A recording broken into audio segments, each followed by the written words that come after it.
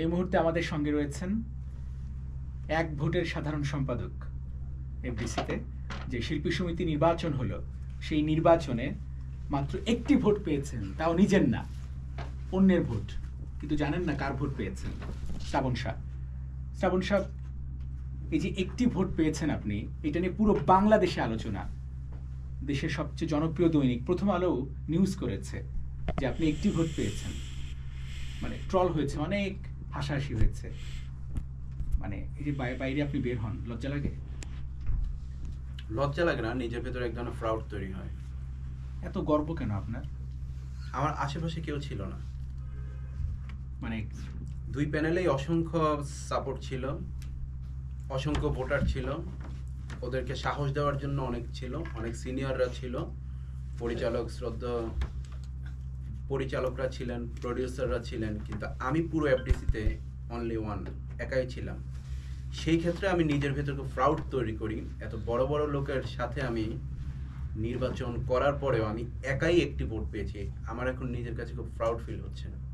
আপনি জানতেন যে আপনি ভোটই পাবেন না, তাহলে কেন নির্বাচনটা করলেন? ভোটই পাবো না সেটা আমি বুঝতে পারিনি, কারণ আমি ভেবেছি হয়তো বা কিছু না কিছু ভোট পড়বে। তবে আমি ইচ্ছাকৃতভাবে কাউকে ফোন দেইনি ভোটের জন্য। প্লাস এফডিসিতে আমি কোনো প্রকার ব্যানার লাগাইনি, কোনো ধরনের পোস্টার ব্যানার আমি কিছুই লাগাইনি। নির্বাচনে দাঁড়িয়েছি সেটার জন্য কাউকে ফোনও দেয়নি। তবে আমি ভেবেছিলাম হয়তো বা 2, 4, 5, 10টা ভোট আমি পাবো, কিন্তু সেই ক্ষেত্রে একেবারে একটা ভোট, সেটা আমি ভিতর থেকে খুব স্ট্রেঞ্জ হয়েছিলাম। কারা আপনাকে ভোট দিত? আপনার মনে হয় যে তারা ভোট দিত আসলে, বা ভোট দেওয়ার ইচ্ছে ছিল কিন্তু দিতে পারে নাই? অনেকেই ছিল, আমার কো-আর্টিস্ট, যারা আমার সাথে সিনেমায় কাজ করেছে, যারা আমার সাথে স্টেজে কাজ করেছে। আমার 2-1 বন্ধু শুভাকাঙ্ক্ষিত অবশ্যই এফডিসিতে আছে, শিল্পী সমিতিতে আছে। ওরা আমাকে ভোট দিত, এটা আমার বিশ্বাস ছিল। কিন্তু আমি বুঝতে পারিনি যে একেবারে বেনিশ হয়ে যাবে ব্যাপারটা, আমি এটা বুঝতে পারিনি। আপনি কি প্রত্যাশা করেছিলেন যে ময়ূরী, যার সঙ্গে আপনি 3টা বছর একটানা সার্কাসে নেচেছেন, পারফর্ম করেছেন, সে আপনাকে ভোট দিবে? প্রত্যাশা তো প্রত্যেকটা শিল্পীর কাছে আমার ছিল। আমি বললাম যে পৃথিবীতে মিরাক্কেল বলতে যদি কোনো একটা শব্দ থাকে, আশ্চর্য কোনো একটা শব্দ থাকে, সেটা প্রতিফলন হয়তো বা আমাকে দিয়ে নতুন করে বাংলাদেশে একটা সূচনা করতো, যদি এরকম কিছু একটা হয়ে যেত। এখন যেহেতু হয়নি, সেই ক্ষেত্রে আমি আসলে পৃথিবীতে একমাত্র কাছের মানুষ দূরের মানুষ চেনা যায়, কিন্তু যতক্ষণ আপনি নির্বাচনে দাঁড়াবেন ঠিক তখনই বুঝতে পারবেন। আমার বেলা সেম হয়েছে। আর আমি ভিতর থেকেও প্রাউড ফিল করি। তার আগেও বলেছি, 2টা প্যানেলেই আশেপাশে অনেক বড় বড় ব্যক্তিরা ছিল। আমি যেহেতু খুব গুরুত্বপূর্ণ একটা পদে নির্বাচন করেছি, আমার আশেপাশে কেউ ছিল না। সেই ক্ষেত্রে আমি একাই কিন্তু পুরো এফডিসিতে ঘুরেছি, একাই দাঁড়িয়েছিলাম, নমিনেশন পেপারও কিনেছি একা। সাথে আমার আরও একজন ছিল, আমার আপু ছিল, কো-আর্টিস্ট ছিল, নাসরিন আপু ছিল। এছাড়া আমার আশেপাশে ডানে বামে কেউ ছিল না। তবে আমি কাউকে ফোন দিইনি। অন্তত 200+ আমার কাছে ফোন এসেছে যে শ্রাবণ, আমরা তোকে ভোট দেবো, তুই দাঁড়িয়ে থাক শক্ত করে। আচ্ছা, কিন্তু তো শেষ পর্যন্ত আপনি তো একটা ভোট পাইছেন। হ্যাঁ, আপনার ভোটটাও আপনি আপনাকে দেন নাই। আপনি কি আপনার ভোট কাকে দিছেন? আমার ভোট আমি ডিপজল ভাইকে দিয়েছিলাম। কেন নিপুণকে কেন দিলেন না? নিপুণকে দেয়নি, এটা তো নিপুণের বিরুদ্ধে আমার একটা প্রতিবাদ ছিল, যার জন্য আমি নিপুণকে দেইনি। আর নিপুণকে দিয়ে আমার বেসিক্যালি কোনো হেল্প হয়নি, বরং আমার জন্মদিনের দিন নিপুণ আপু আমাকে অলরেডি ভোটাধিকার কেড়ে নিয়ে আমার পুরো জন্মদিনটাই মাটি করে দিয়েছিল। ওনাকে আমি তো ভোট দেওয়ার প্রশ্নই আসে না। আপনার ভোটাধিকার কেড়ে নিছে কেন? আমার ভোটাধিকার কেড়ে নেওয়ার একমাত্র কারণ উনি এটা উল্লেখ করলো, শ্রাবণ শাহ প্রেসিডেন্ট নির্বাচন করতে চায়। ও কি জানে প্রেসিডেন্ট সেক্রেটারি নির্বাচন করতে হলে কি কি যোগ্যতার প্রয়োজন? উনি আমাকে সেই কোশ্চেন একজন জার্নালিস্টের কাছে বলেছিল। শ্রাবণ শাহ কি জানে? অথচ আমি তো স্টিল নাও, এখন পর্যন্ত যতটুকু জানি, শিল্পী সমিতির সদস্য হলেই কিন্তু নির্বাচন করতে পারে। আর আমার এত বড় দুঃসাহস ছিল না, এত বড় বড় দুজন ক্যান্ডিডেটের সাথে আমি এত বড় একটা পদে নির্বাচন করবে, এত বড় দুঃসাহসটা ছিল না। উনি আমাকে ওনার কথার মাধ্যমে সাহসটা জুগিয়ে দিয়েছিল। আচ্ছা, মানে নিপুণের এই কথার প্রতিবাদে আপনি ভোটে দাঁড়িয়েছিলেন, রাইট। এবং আপনার সদস্য পদ ফিরে পেয়েছিলাম। ফিরে পেয়েছিলেন ফিরে আপিলের পেয়েই মাধ্যমে। হ্যাঁ। আচ্ছা, অনেকেই বলে যে আপনার সাথে ময়ূরীর একটা সম্পর্ক, এবং অনেক ভিডিও ছড়িয়েছে, বেশ আপত্তিকর ভিডিও ময়ূরীর সাথে। এই ব্যাপারটায় আপনার বক্তব্য? ময়ূরের সাথে সম্পর্ক বলতে, সিনেমায় তো আমরা যখন একজন অন্যজনের সাথে কাজ করি আমাদের একটা সম্পর্ক তৈরি হয়, একটা ভ্রাতৃত্ব, একটা ভালোবাসা, একটা মায়া বন্ধন, ফ্রেন্ডশিপ, এটা তৈরি হতেই পারে। এখন আপনি কোন ভিডিওর কথা বলছেন আমি ক্লিয়ার না। আমরা তো একসাথে অনেক শো করেছি, সেই টাইপের ভিডিও কিনা। আচ্ছা, আপনি নিশ্চয়ই জেনেছেন যে শিল্পী সমিতির নির্বাচন হলো, তারপরে দোয়া মাহফিল শপথ অনুষ্ঠানের পরে একটি অনাকাঙ্ক্ষিত কি মানে অনেক বড় ঘটনা ঘটে সাংবাদিকদের সাথে। কয়েকজন শিল্পী শিবা শানু, আলেকজান্ডার বো, রুবেল এবং জয় চৌধুরী সেদিন ময়ূরীর একটা ব্যাপারকে কেন্দ্র করেই আপনার কাছে কি মনে হয় যে এখানে অন্য কেউ ঘি ঢেলেছে আগুনে? এমনটা হতে পারে, কারণ ছোট্ট একটা ব্যাপার থেকে এত বড় ব্যাপার হওয়ার প্রশ্নই আসে না। এটার জন্য আমাদের সমিতির যারা আছে সিনিয়র, আমাদের নেতারা রয়েছে সমিতির, ওরা এটা ভালো বলতে পারবে। তবে আমি এতটুকু বলবো, যেহেতু ময়ূরী ইসলামিকভাবে এখন চলে গেছে, ও কিছুদিন পর পর বলে যে আমি হজ করে এসেছি, আমি এখন পর্দা করছি। সেই ক্ষেত্রে ও যেহেতু পর্দা করছে, সেটা জানানোর জন্য বারবার ক্যামেরার সামনে আসার কোনো প্রয়োজন নেই। পর্দা করছে সেটা একমাত্র আল্লাহই ভালো জানে। ও যদি ইসলামে বিশ্বাসী, এটা ওর পার্সোনাল ব্যাপার থাকবে। ও ঘুরে ঘুরে ক্যামেরার সামনে বলা উচিত না যে আমি তো পর্দা করছি, আমি তো পর্দা করছি, আমি তো এখন কাজ করছি না, পর্দা করছি। এটা সবাইকে বলার কোনো রিজন নাই, এখানে কোনো কারণ দেখি না আমি। এবং তার মেয়েকে, তাকে যখন তার ইন্টারভিউটা শেষ হয় তখন তার মেয়েকে, মানে বড় মেয়ে, একটাই মেয়ে তো, এঞ্জেলকে প্রশ্ন করা হয় যে মা তুমি কি তোমার মায়ের কোনো সিনেমা দেখেছো? তখন সে তার খুব পরিচিত, খুব চেনা শিবা শানু আঙ্কেলকে ডাক দেয়। আপনার কাছে কি মনে হয় শিবা শানুর সাথে ময়ূরের একটা সম্পর্ক আছে যে কারণে অন্য কাউকে ডাক না দিয়ে এঞ্জেল শিবা শানুকে ডাক দিল? না, এটা তো সিনেমায় যখন আমরা কাজ করি তখন একজন আরেকজন কো আর্টিস্ট আছে, স্বাভাবিক ভালো একটা সম্পর্ক তৈরি হয়। তো শিল্পী তো শিল্পীকে ডাকবে, হয়তো বা ওই স্রোতে ডেকেছে কিনা। সম্পর্কের ব্যাপারটা কি সত্য যে শিবা শানুর সাথে ময়ূরের একটা সম্পর্ক ছিল? এটা ওপেন সিক্রেট, অনেকেই জানে। হ্যাঁ, এটা তো একটা সম্পর্ক ছিল, এটা সবাই জানেই, এটা সবাই জানে। সেই সম্পর্কটা এখনো আছে? এখনো আছে কিনা, স্টিল নাও কন্টিনিউ হচ্ছে কিনা আমি ক্লিয়ার এটা জানি না। তবে একটা সময় ভালো একটা সম্পর্ক ছিল ওদের, এবং বিয়ে পর্যন্ত করানোর একটা প্রিপারেশন ছিল, এতটুকুই আমি জানি। নেক্সট টাইম কি হয়েছে এটা আমি ক্লিয়ার জানি না। কারণ দেখেন, এঞ্জেলকে যখন প্রশ্ন করা হয় তখন আশপাশে জয় চৌধুরী কিংবা আরও অনেকে ছিল, রুবেল, আলেকজান্ডার বো, সুশান্ত, বা আরও অনেক ফাইটার বা অনেক আর্টিস্ট ছিলেন, এমনকি ফিমেল আর্টিস্টও ছিলেন, রত্না, পলি। এদের কাউকে জিজ্ঞেস না করে, কাউকে না ডেকে তিনি ডাকলেন হচ্ছে শিবা শানু আঙ্কেলকে। তো এখানে একটা কিন্তু আছে না? এটার ব্যাপারে আসলে আমি ক্লিয়ার জানি না, তবে হয়তো বা কোনো একটা সম্পর্ক ছিল, কিংবা তাকে বিশ্বস্ত মনে হয়েছে, কাছের মনে হয়েছে, সেজন্যই ডাকলো। আর বেসিক্যালি আমরা তো সবসময় আপন মানুষকেই ডাকি, বিপদে যখন পড়ি যারা খুব কাছের তাদেরকেই আমরা ডাকি। সেই ক্ষেত্রে হয়তো বা ময়ূরী কিংবা আমাদের শানু ভাই, ওদের মধ্যে হয়তো বা ফ্যামিলিগতভাবে কোনো একটা আন্ডারস্ট্যান্ডিং ভালো আছে, কোনো ভালো একটা সম্পর্ক আছে, সেই ক্ষেত্রে ওকে আপন মনে হয়েছে, ওকে ডেকেছে। আচ্ছা, ময়ূরীর সাথে তো আপনি অনেক কাজ করেছেন। জি। একসময় আলোচিত নায়িকা, বিতর্কিত নায়িকা। জি। 3টা বছর স্টেজ শো করেছেন, এক্সপেরিয়েন্স কেমন? ভালো। ময়ূরীর অডিয়েন্স চাহিদা অনেক। ময়ূরীর যে কোনো কাজে যখন আমরা শো করতে যেতাম, ময়ূরীর অডিয়েন্সের কাছ থেকে আমরা তো আসলে টিকিট বিক্রি হয়ে তখন আমাদের সেইভাবে নিত। হাইস্ট সেল মনে হয় ময়ূরীর ছিল। আই মিন ময়ূরীর প্রতিদিন, আমি আর ময়ূরী যখন কাজ করতাম, 10 থেকে 12 লক্ষ টাকার মতো প্রতিদিন সেল আসতো, যারা আমাদের নিয়ে যেত। ভালো একটা ইয়ে ছিল। ময়ূরীর এত ডিমান্ড কেন ছিল? ময়ূরীর ডিমান্ড ছিল, ময়ূরী একটু কমার্শিয়াল নায়িকা ছিল, একটু ক্রেজটা বেশি ছিল। স্বাভাবিক, যারা একটু কমার্শিয়াল সিনেমায় কাজ করে ওদের অডিয়েন্সের সরাসরি দেখার একটা চাহিদা স্বাভাবিক থাকবে, ওইটার জন্যই ছিল। শুধু দেখার জন্য নাকি নাচ গান বা আরো কিছু দেখার জন্য ময়ূরীকে ডিমান্ড ছিল? আরো কিছু দেখা বলতে কি? মানে ধরেন গানের সঙ্গে একটু ভালো পারফর্ম করলো, ভালো দুললো, এটা তো দোলাদুলি তো পছন্দ করি আমরা ডেফিনেটলি, দর্শক তো পছন্দ করে, বা দর্শক বলতে এই গান এরকম হতো না? আপনি কি কোশ্চেন করছেন আমি ক্লিয়ার না। আপনি, হ্যাঁ, পারফরমেন্সের জন্যই তো যেত, ভালো একটা নাচ গান দেখবে, এটাই। আপনি, আমি জানি না কথাগুলো আপনি কোন দিকে নিচ্ছেন। এইদিকে এটাই। আচ্ছা, আপনার এক্সপিরিয়েন্সটা বলেন যে এখন কেন ময়ূরীকে ডাকছে না মানুষ এত ডিমান্ড থাকা সত্ত্বেও? এখন তো ময়ূরীর বয়স হয়ে গিয়েছে, শারীরিক একটা ব্যাপার আছে, মোটা হয়ে গিয়েছে। শরীরের যে একটা ফিটনেস কিংবা হিরোইন কিংবা স্টেজে পারফরমেন্স করার জন্য ভিতরের একটা ক্রেজ, হয়তো বা কোনো কিছুই ওর পারফেক্ট না, যার জন্য এইভাবে ও কাজ করছে না। আগে তো পাতলা ছিল বেশ।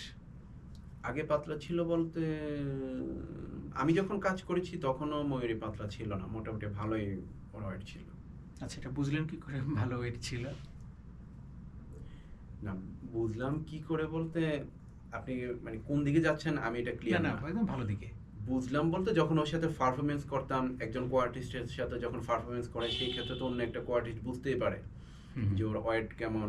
এটা স্বাভাবিক, আর ময়ূরী একটু হেলদি, এটা তো সবাই জানে। আচ্ছা, একটু মানে পারফরমেন্সের একটা এক্সপিরিয়েন্স বলেন যে কেমন এক্সপিরিয়েন্স? কেমন এক্সপিরিয়েন্স, যখন আমি ময়ূরীর সাথে কাজ করি, ময়ূরী একবার একটা দুর্ঘটনা ঘটেছিল দুইবার। এটা হচ্ছে আমি একবার ময়ূরীকে স্টেজের নিচে ফেলে দিয়েছিলাম, আমি হাতে নিয়েছিলাম কোলে নেব। আসলে ব্যাপারগুলো হিরো তো হিরোইনকে কোলে নেবেই, এটাই স্বাভাবিক। তো একটা গানের মুদ্রা, আমি ওকে কোলে নেব, খুব স্পিডে আসবে, ওইখান থেকে দৌড়িয়ে আসবে। এখন দৌড়িয়ে আসার পথে আমি ওকে কোলে নেব, ও যখন আমার কোলে উঠলো আমি একেবারে ওর উপরেই পড়ে গেলাম। তখন স্টেজ থেকে আমি নিচে পড়ে গেছি ওকে নিয়ে। তখন বুঝতে পারলাম যে কি হয়ে গেল, বুঝতে পারলাম না। তখন দেখলাম পুরো হাত আমার ব্যথা করছে। তখন বুঝতে পারলাম যে ময়ূরী অনেক ভার, ওকে আসলে কোলে তোলাটা সম্ভব না। আমি সিনেমায়ও কখনো দেখিনি কোনো হিরো কিংবা কেউ ওইভাবে ময়ূরীকে কোলে নিয়েছে, আমি এটা তখন ব্রেনে ছিল না। ভিলেনরা নিত? ভিলেনরা নিত আমি এখন পর্যন্ত দেখিনি, তবে আমি আমারটাই দেখার পরে নতুন একটা অভিজ্ঞতা তৈরি হয়েছে। যেমন শিবা শানু যখন ভিলেন ছিলেন, শিবা শানু অনেকবার তাকে কোলে নিয়েছেন, আমরা দেখেছি আসলে, সিনেমাতেই দেখেছি। কোলে নিয়েছে বলতে আপনি কি বুঝাতে যাচ্ছেন, আমি ক্লিয়ার না। না মানে সিনেমাতে ধরেন ভিলেন যেভাবে কোলে নিয়ে চল তোকে নিয়ে যাই, এরকম আর কি। আচ্ছা, একটু নির্বাচনে আসি। আপনার প্রথম না সেকেন্ড সিনেমা সম্ভবত আপন মানুষ, এক সময় আলোচিত। না, আমার সেকেন্ড সিনেমা হচ্ছে দাবাং। ও, দাবাং, জায়েদ খানের সঙ্গে। একটু জি। বলেন তো এক্সপিরিয়েন্স, মানে জায়েদ খান কি সত্যি বাংলাদেশের সালমান খান? না, এটা তো অসম্ভব। সালমান খান তো সালমান খানই। জাহেদ ভাই সালমান ভাইকে ফলো করে, হয়তো বা ওইভাবে উনি ওনাকে ফলো করে নিজেকে জাহির করতে চায়। হয়তো বা উনি নিজেকে সালমান খান বলে নিজেকে জাহির করতে চায়। বেসিক্যালি ওইরকম কিছুই না। কোথায় সালমান খান, কোথায় জাহেদ ভাই, এটা তো ইম্পসিবল। তবে জাহেদ ভাই খুব শৌখিন মানুষ, সিনেমাকে প্রচন্ড ভালোবাসে, সংস্কৃতি মনা, এতটুকু বলতে পারবো। না, সে তো সংস্কৃতি মনে অনেকেই আছে। আপনার কাছে কি মনে হয় জায়েদ খানের অভিনয়, নাচ, এই যে বিড়ি টানে, একটা গানও দেখলাম, বা সোনার চর সিনেমাটা, মনে হয় যে দর্শক যাবে? না, জাহেদ খান আমি যদি অডিয়েন্স হিসেবে বিচার করি, অভিনয়ে উনি জিরো, একেবারেই জিরো। আর নাচের মুদ্রা তো আসলে জিরো বললেও জিরোর অপমান হবে, যেটা সত্যি কথা। তবে একটা জিনিস জায়েদ ভাইয়ের ভালো, সাংগঠনিক ক্ষেত্রে উনি খুব এক্সপার্ট। যেমন আমাদের শিল্পী সমিতির নেতা যদি উনি থাকেন, সেই ক্ষেত্রে উনি এক্সপার্ট। এটা ছাড়া স্ক্রিনের সামনে ওনার কোনো মুদ্রাই আসলে মুদ্রা মনে হয় না। স্ক্রিনের সামনে ওনার কোনো মুদ্রা মনে হয় না। সেই ক্ষেত্রে উনি একেবারেই জিরো। অভিনয় কিংবা নাচ, এগুলো তো উনি পারফেক্ট না, ওনার আরো শেখার প্রয়োজন। আপনার কি মনে হয় তার সিনেমা কন্টিনিউ করা উচিত, নাকি শিল্পী সমিতি? এখন তো আসলে ভাইরালের যুগ, এখন সিনেমা কন্টিনিউ করা উচিত বলতে শিল্পী প্রকৃতপক্ষে যেটা হয়ে থাকে সেটা উনি এখনো হতে পারেনি। সিনেমা কন্টিনিউ করা উচিত কিনা ওনার আরো শিখে আসতে হবে, শিখে এসে হয়তো এখানে আবার ট্রাই করা উচিত। যদি সিনেমা করতে হয়, চলচ্চিত্রের মূল আমাদের যে সংস্কৃতি সেটার সাথে যদি উনি মিশতে চান, ওনাকে নতুন করে নাচ শিখতে হবে, নতুন করে অভিনয় শিখতে হবে, আবার নতুন করে ওনাকে ভাঙতে হবে অনেক। আচ্ছা, এবং আপনার অন্যতম একটা সিনেমা আপন মানুষ, জি, যেটা প্রায় সবাই বলে, পরিমণির সঙ্গে আপনি খুব নিষ্পাপ একটা নায়িকার সঙ্গে অভিনয় করেছিলেন। এইটার এক্সপিরিয়েন্সটা বলেন তো, কিভাবে চুক্তিবদ্ধ হলেন? পরিমণি তখনও নতুন হয়তো। হ্যাঁ, না তার আগেও পরিমণির 8-10টা সিনেমা রিলিজ পেয়েছিল। ওই ছবিতে বেসিক্যালি আমি তো অসংখ্য স্টেজ করা আর্টিস্ট। তো পরিমণির যে অ্যাসিস্ট্যান্ট ছিল মেহেদি আমাকে সিলেক্ট করে এই সিনেমার জন্য। তখন ডিরেক্টর ছিল শাহ আলম মণ্ডল। শাহ আলম মণ্ডলকে বলে এখানে একটা এন্টি হিরো লাগবে, কাকে নেওয়া যায়। ওনারা প্রথম বাপ্পা ভাইকে সিলেক্ট করে, বাপ্পারাজ। তখন আমার মঞ্চে মেহেদি হাসান, পরিমণির যে সহকারী, ও স্টেজে আমার একটা অভিনয় দেখে। তখন ওটা দেখার পরে উনি বলে যে এমন একটা ছেলে আছে, স্টেজে খুব ভালো কাজ করে, ওই ছেলেটাকে নিয়ে আসতে পারেন।